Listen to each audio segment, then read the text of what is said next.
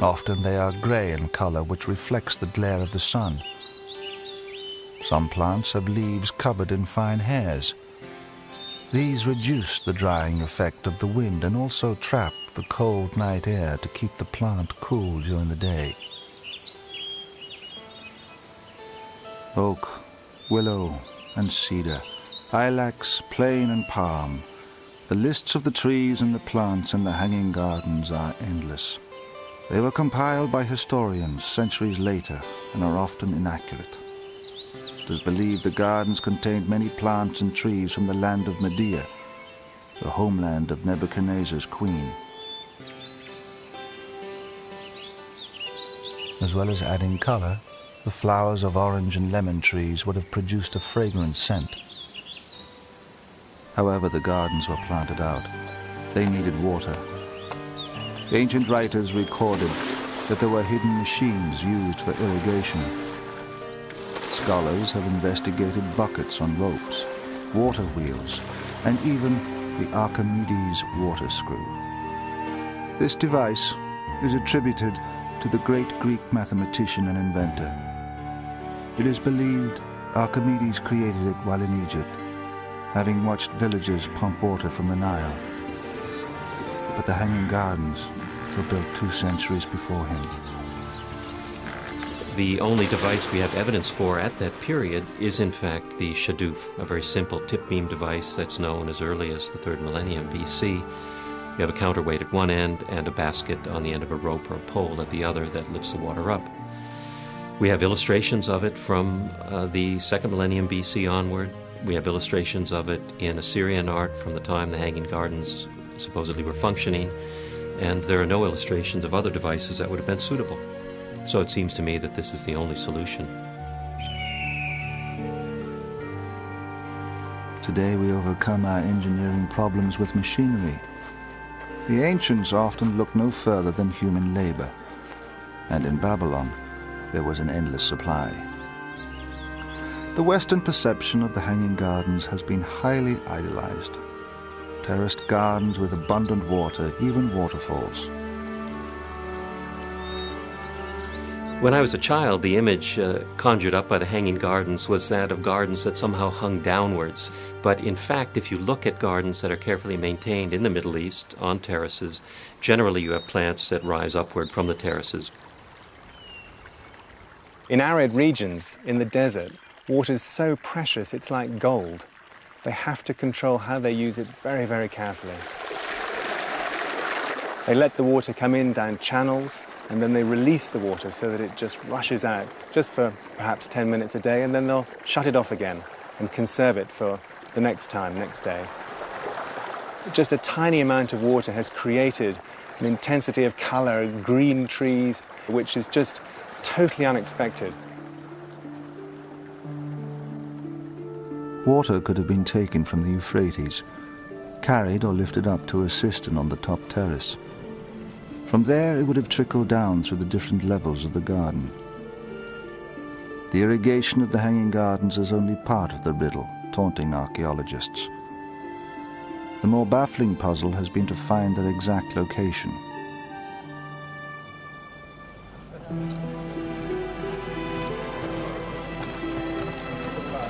The city of Babylon was known across the ancient world, but accounts of the Hanging Gardens were hard to find, even at the time of their construction. Well, the Hanging Gardens are a kind of historical mirage. We have sources from the 1st century AD that say there was Hanging Gardens at Babylon. But Herodotus, who's writing very close to the time the gardens supposedly were built, doesn't mention the gardens at all. If they were so spectacular, you'd expect him to say something.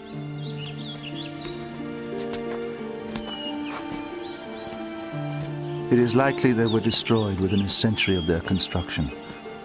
After Nebuchadnezzar, Babylon became a pawn in the struggle between the Persians and the Macedonians, and was severely damaged.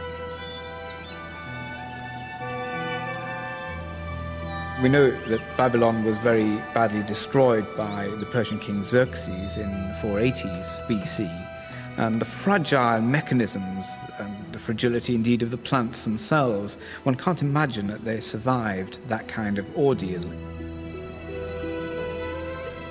Some archaeologists have looked elsewhere to find another location for them. The most convincing explanation, which says that there is a confusion in the beginnings of this legend, and that really what the Hanging Gardens refer to are the palace gardens built by an Assyrian king in Nineveh, which was the great capital of the Assyrian kingdom, something like 100 or 150 years before Nebuchadnezzar.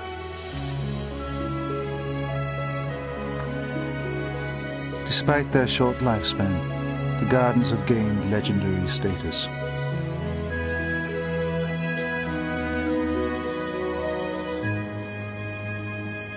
They remain unique among the seven wonders as the only one displaying nature's beauty, and they live on as the most famous gardens ever. The balance of power in the Middle East would change, and with it the fortunes of Babylon. Persian armies under Cyrus the Great overran the Babylonian Empire. Just 200 years later, an awesome army recruited amongst the valleys and mountains of the Greek mainland would conquer Babylon once again. Under Alexander the Great, they stormed across the plains, east as far as the Indus and south as far as Egypt.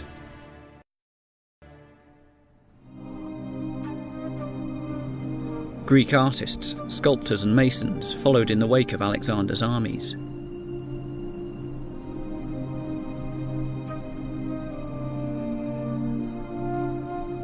They spread the influence of Greek architecture and culture to new lands, as well as harnessing local techniques for use back in Greece.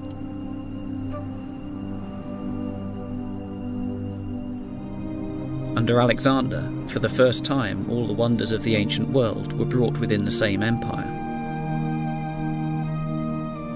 The idea of seven wonders is in many ways inconceivable without Alexander the Great. His conquests in Babylonia and Egypt brought the Hanging Gardens and the pyramids to greater Greek prominence.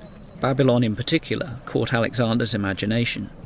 Alexander was interested in Babylon as the center of learning, the center of power, the traditional center for Mesopotamia. And indeed, he died in Babylon and was planning his last campaigns there, and was, I think, planning to make Babylon the capital of his syncretistic empire.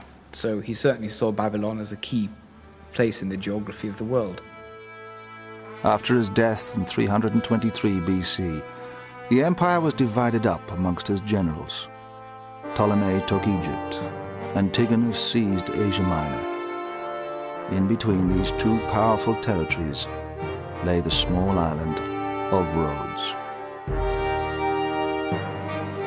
By trading equally with both Egypt and Asia Minor, the islanders had benefited much from their neutrality. Forced to choose sides, the people of Rhodes took up arms on behalf of Ptolemy of Egypt.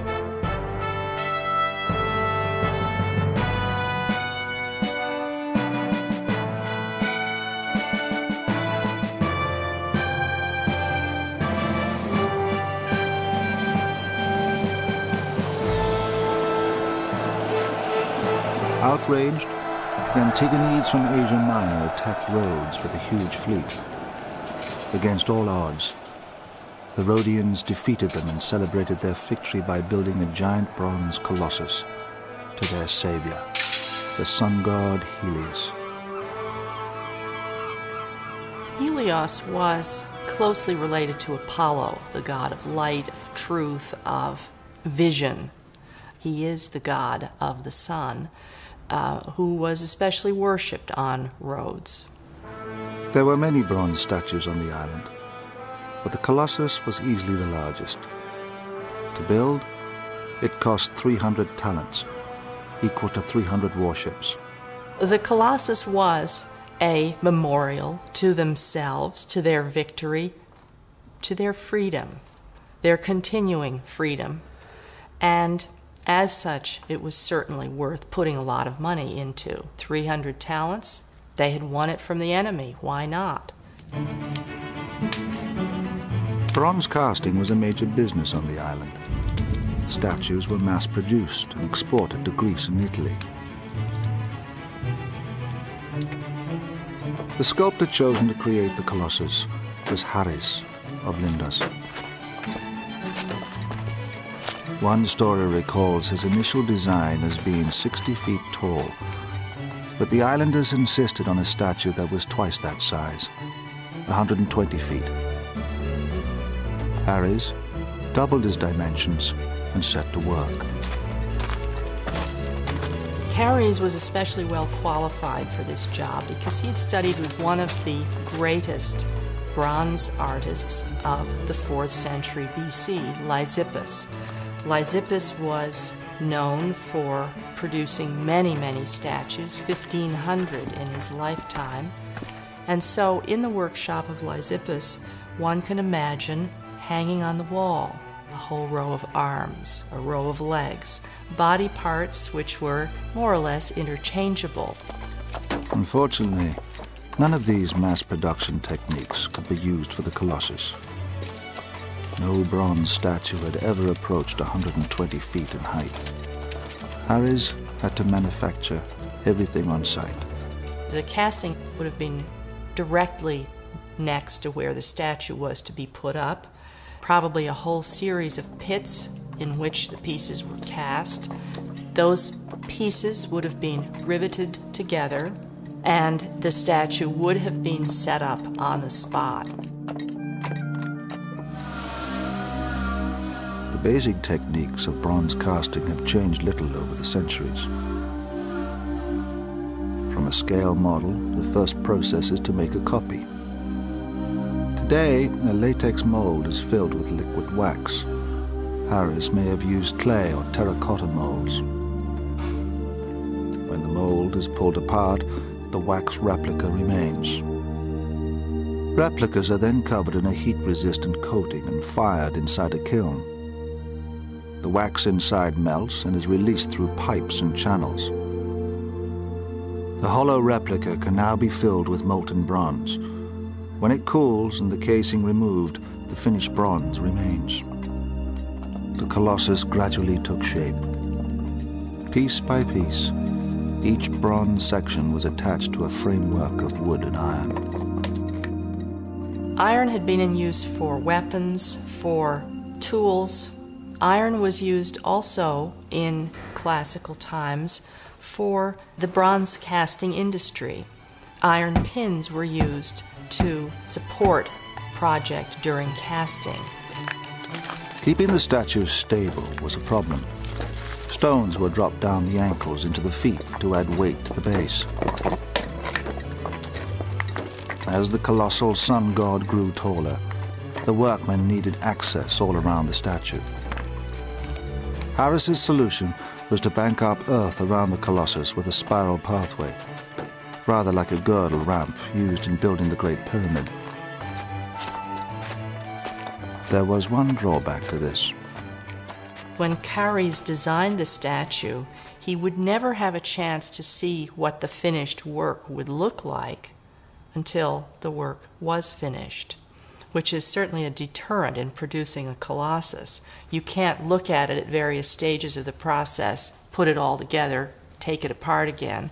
You have to wait till the whole thing is finished before you get your first view of what it's really going to look like.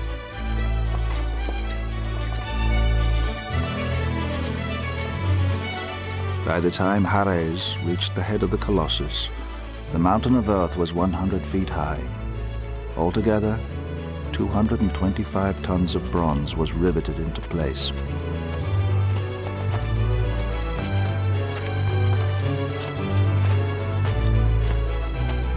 Gold rays were fitted to his crown, which pointed to the sun.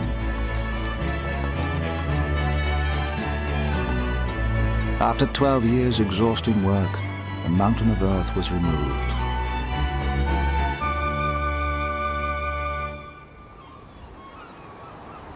Harris's magnificent colossus of the sun god Helios, 120 feet high, was left to stand guard at the harbor side.